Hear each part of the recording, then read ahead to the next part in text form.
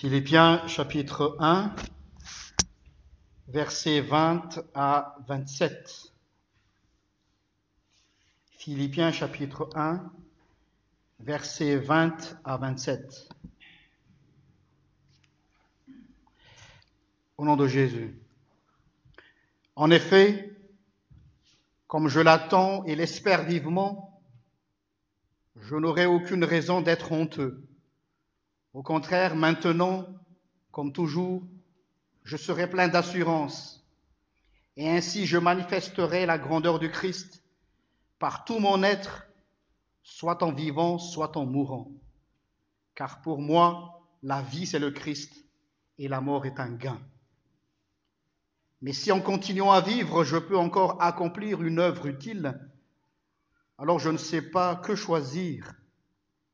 Je me sens tiré des deux côtés.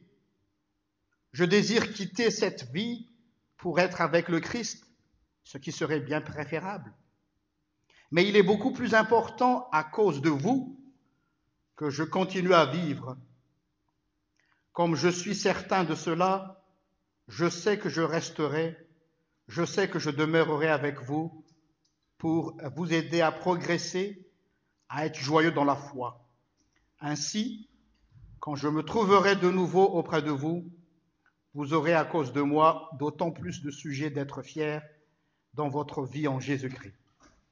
Seulement, conduisez-vous d'une façon qui soit en accord avec la bonne nouvelle du Christ, ainsi que j'aille vous voir ou que je reste absent, je pourrai apprendre que vous demeurez fermes, unis dans une même intention et que vous combattez ensemble d'un même cœur pour la foi que donne la bonne nouvelle.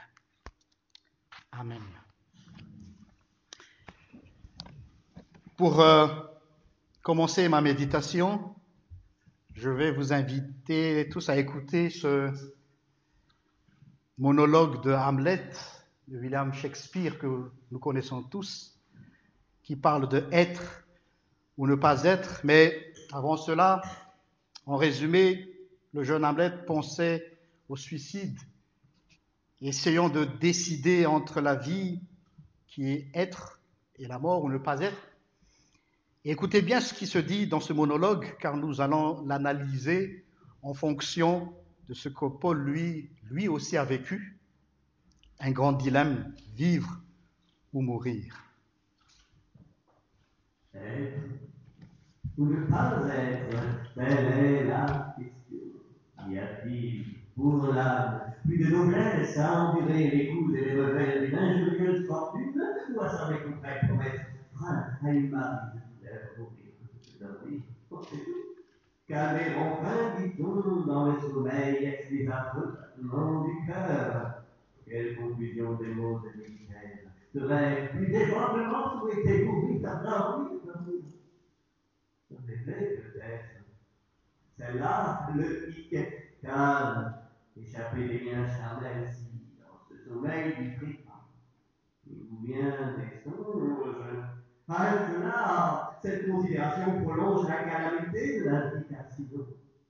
Qui supporterait le sort, les souplesses et les invalides, les torts de l'oppresseur, les outrages de l'orgueilleux, les remises de la justice insolente des gens officiels, les rebuts que les méritants rencontrent auprès des indignes, alors qu'un coup de pointe viendrait à bout de tout cela, qui donc assumerait ses charges, accepterait de geindre et de tuer sous le fait écrasant de la vie, s'il y avait cette crainte de quelque chose après la mort. Mystérieuse contrée, nul voyageur revenu.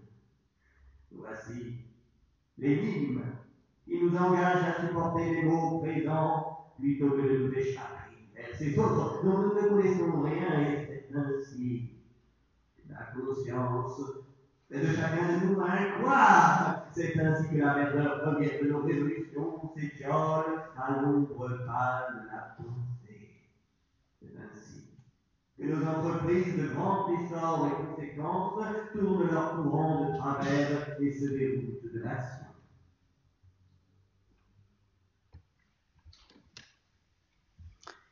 Voilà. Être ou ne pas être, dit Shakespeare, et Paul lui dit, vivre ou mourir, c'est le dilemme.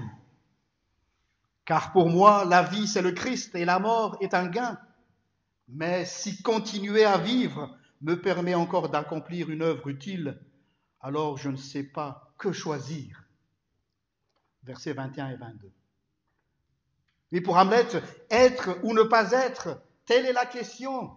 Dit-il, y a-t-il pour l'âme plus de noblesse à endurer les coups et les revers d'une injurieuse fortune, ou à s'armer contre elle pour mettre frein à une marée de douleur? Mourir, dormir, c'est tout.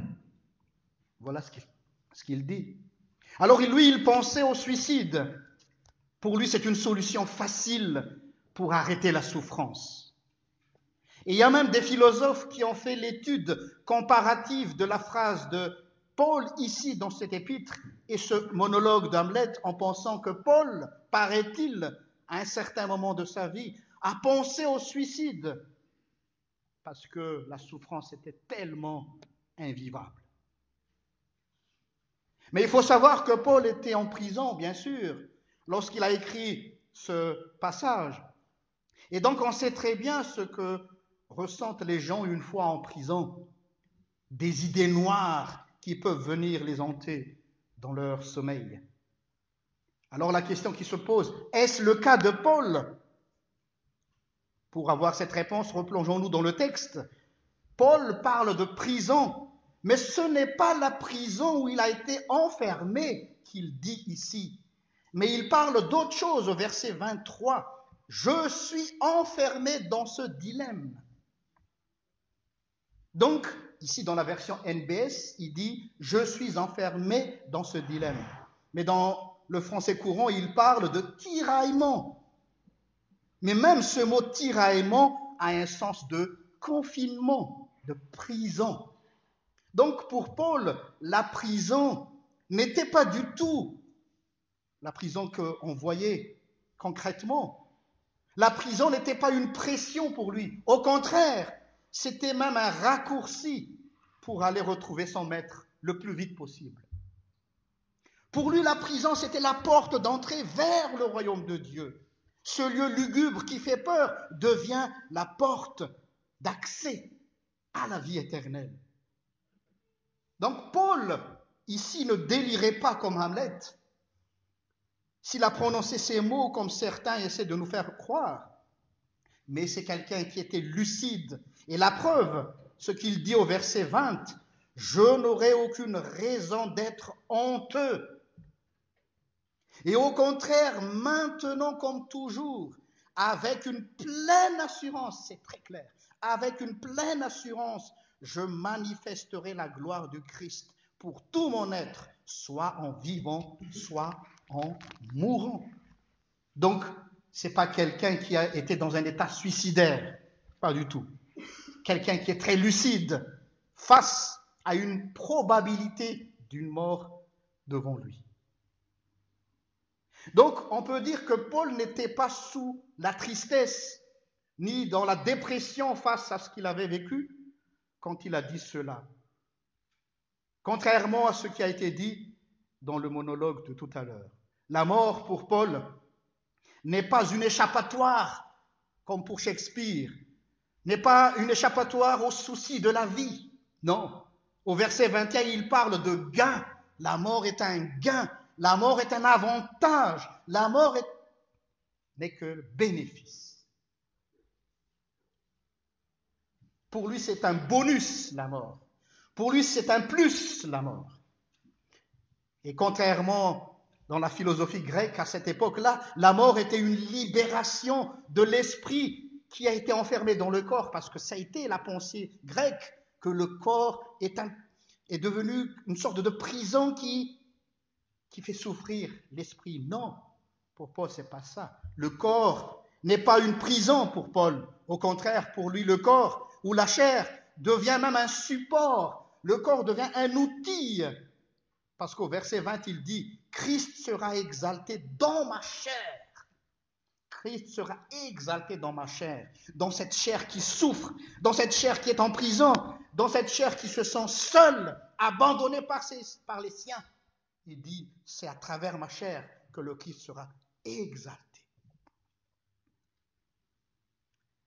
Cela signifie que sa vie ne lui appartient plus, la vie de Paul. Elle appartient à Christ et un mystère qu'il est en train de nous révéler, sa vie appartient à sa communauté, à l'église de Philippe.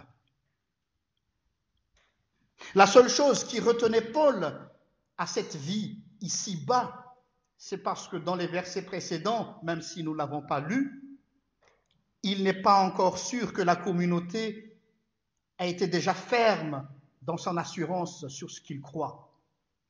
Et qu'en plus, au verset 17 par exemple, il y a des personnes mal intentionnées dans la communauté de Philippe. Et ces personnes-là annoncent le Christ juste par ambition personnelle. Vous voyez, il y a des gens qui prêchent la parole de Dieu, non pas par une pure motivation pour le bien et le salut de l'âme des gens, mais par ambition personnelle. Ça pourrait être une motivation, mais à ce moment-là, ça devient une motivation impure et qui modifie la parole de Dieu. Paul sentait que le moment de partir, de quitter ce monde-ci, n'est plus loin, même s'il sait qu'il ne va pas encore mourir. Et donc, il se hâte comme s'il demandait un sursis au Seigneur de lui accorder encore un petit moment pour que la communauté soit bien enracinée dans l'espérance en Jésus-Christ. Et lorsqu'il dit « J'ai le désir de m'en aller », ce verbe-là en grec est souvent utilisé pour les navires qui sont déjà prêts à prendre le voile. Déjà prêts. On attend juste le signal pour partir. C'est-à-dire que le départ est imminent. La cloche du départ peut retentir à tout moment. Et c'est un peu l'état de Paul. Il dit, ça va plus tarder. Et c'est ça qui le motive à encore courir encore un peu plus. Et Paul, lui, il est conscient de cela, que sa situation est de plus en plus critique. Car même lui, à un certain moment, il ne savait plus du sort que l'empereur lui aurait préservé. Et donc, il met en quelque sorte un coup d'accélérateur dans sa mission. Voilà, sa mission a été rythmée par cela. Tant qu'il y a une possibilité de faire l'œuvre du Seigneur, il faut s'y hâter. Car tout peut s'arrêter d'une minute à l'autre. Tout peut s'arrêter. Et c'est ce qui est dit dans le texte de l'Évangile, quand nous venons de lire, en parlant de l'ouvrier de la dernière heure. Jusqu'à la dernière minute, le Seigneur envoie ses serviteurs et veut que sa parole soit proclamée. Jusqu'à la dernière minute. Nous, dans notre logique à nous, ça ne sert plus à rien. 1 heure, 5 minutes. Mais si ça peut encore sauver une vie. Ça coûte trop cher sur le plan syndical même, mais il faut le faire pour sauver une vie, parce qu'une vie coûte très cher.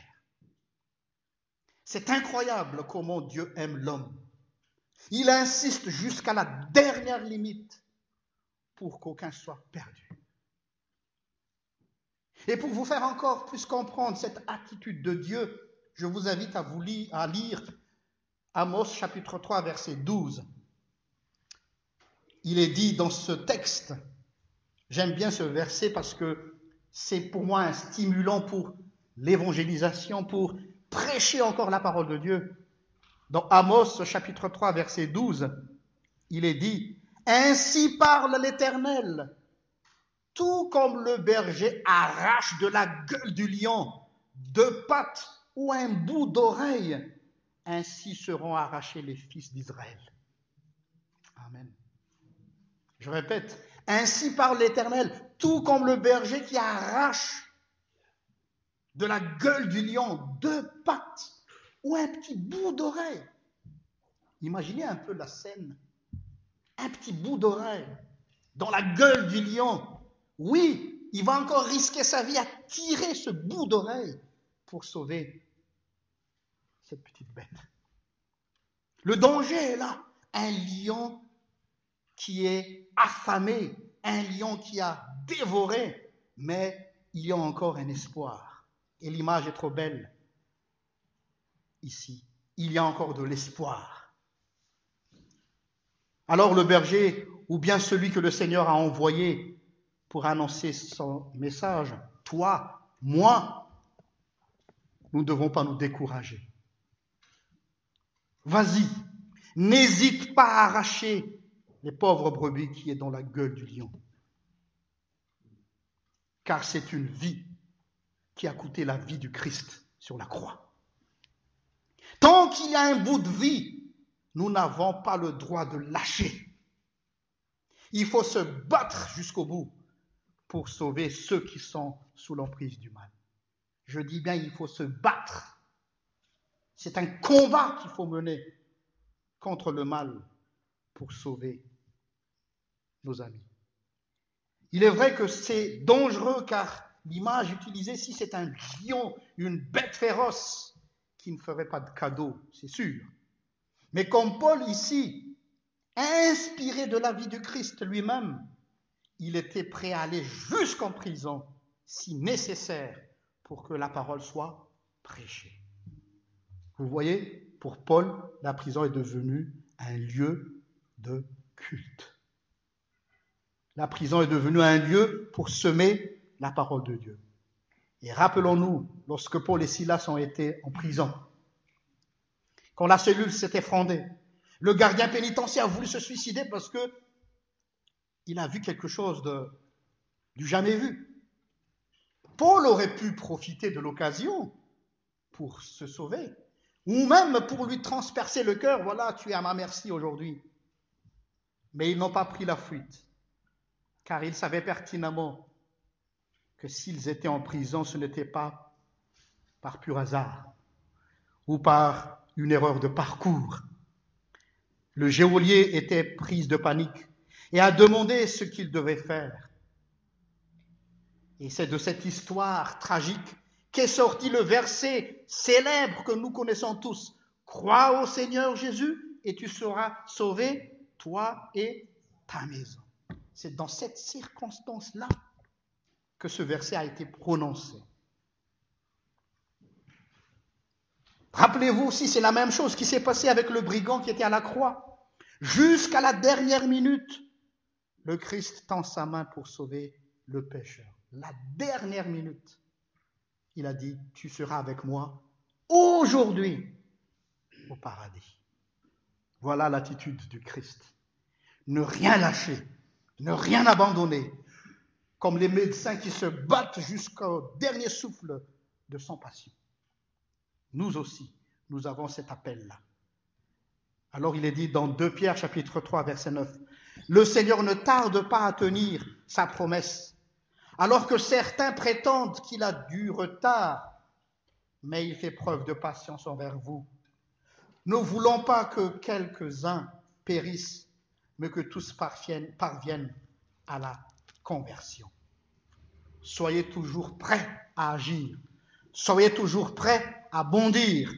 Soyez toujours prêts à récupérer ce que le mal a dévoré. Amen.